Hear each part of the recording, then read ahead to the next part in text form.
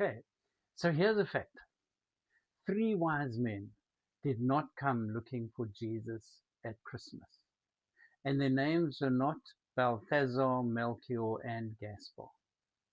The only thing the Bible tells us is that Magi came from the east looking for a child. We don't know how many there were, we don't know where they came from, we don't know what their names are. All of that stuff, the stuff you hear of in Christmas carols or Christmas stories or Christmas cards, is literally made up. But this one thing is true. They came looking for a star. My name is Pastor Pete, and today I'd like to talk about looking for a star. And for that reason, my t-shirt has stars. So the Gospel of Matthew, chapter 2, tells of a star that appeared in the sky and of wise men who followed it and found themselves at the palace of King Herod looking for a child. Herod, the ruler of Judea, does not know anything about a child, but tells these wise men to track down that child. And so they leave the palace and they see the star. And my theme for our reflection today is, where is the star? So, where is the star? This is the question people have asked throughout history. Give me a guiding star for my life. Caesar Augustus, as he was pushing to be the successor after the assassination of Julius Caesar, points to the sky, points to the star in the sky, which we now know as a comet, as justification that he needs to be the next emperor.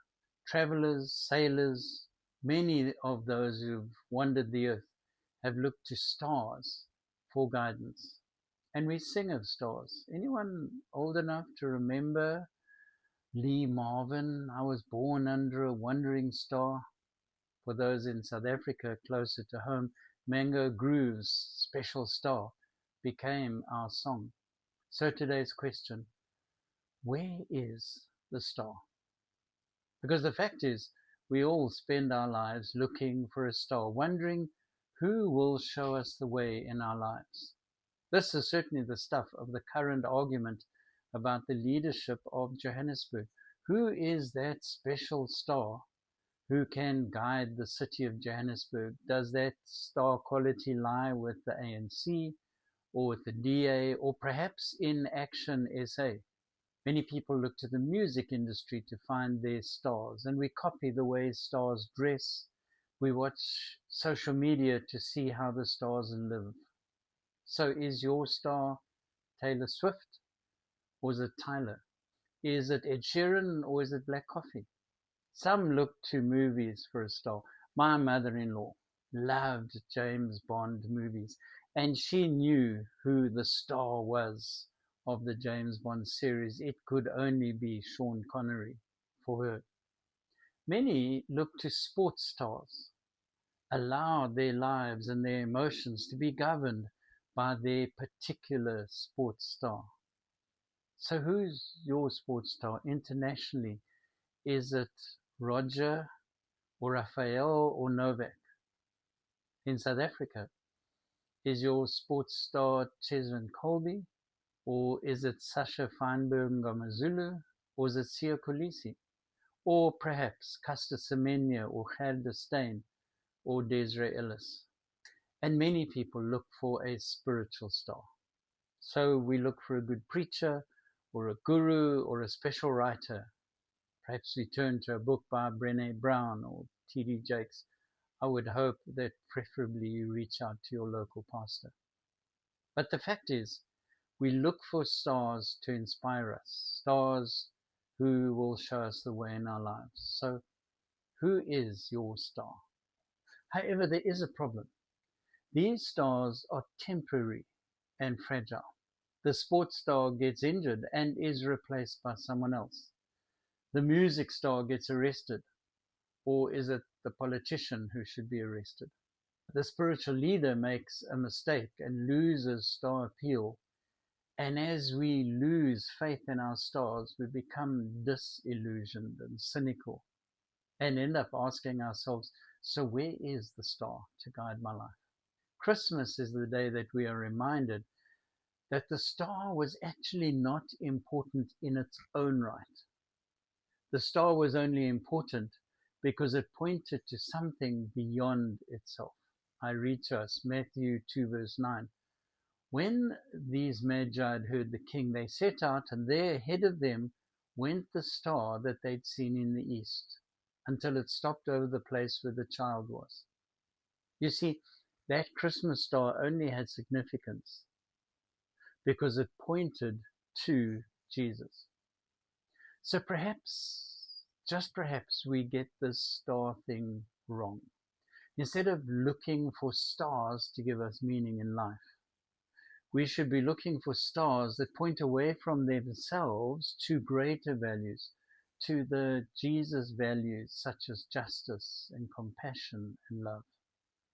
The real stars in our world are those who are willing to get out of the way and point to the love of God, as shown in Jesus.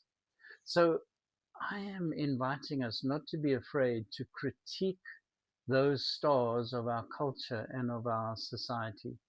I have no time for the ego that puts his name on every building that he sees. Well, now every ship that he sees on the ocean. I will call out that star that insists that everyone has to do it her way or else she will walk over you. And I will hold the star accountable who shoots off a firearm in the air like a gangster. And I suggest that we call out those self-congratulatory stars who wear the robes of power while claiming to offer servant leadership. We need stars in our lives who can point beyond themselves. What we need are authentic, justice-seeking, truth-telling, compassionate stars. And as much as we look for such stars, allow me to challenge us to accept that we too become stars for other people. Let me put it another way. There's a well-known story of a child who was afraid of a thunderstorm and wanting to be held by his mother until the thunderstorm was over. And in an effort to calm this child, the mother reminded her little boy that the arms of God would be around him all night. To which that child replied, I know, but I need a God with skin on. This season reminds us that Jesus is the real star of Christmas. But there are moments that people need stars with skin on. You and I become the stars with skin on for others. So allow me this Christmas to invite us to become someone who is God's star in our world, to be someone who points to God's values in our world. Make this your personal Christmas commitment, to be someone else's star. In your family, at work, wherever you find yourself, live out the values of God. Become the star with the skin on. I read further from Matthew 2. And so the Magi left, and on their way they saw the same star they'd seen in the east. When they saw it, how happy they were, what joy was theirs. Let our presence in our home, in our neighborhood, in our world, bring joy and happiness. This is the challenge of the Christmas season, to be stars that point beyond ourselves to the love of Jesus. God bless you this Christmas. May the love of God surround you and use you to be a star for others.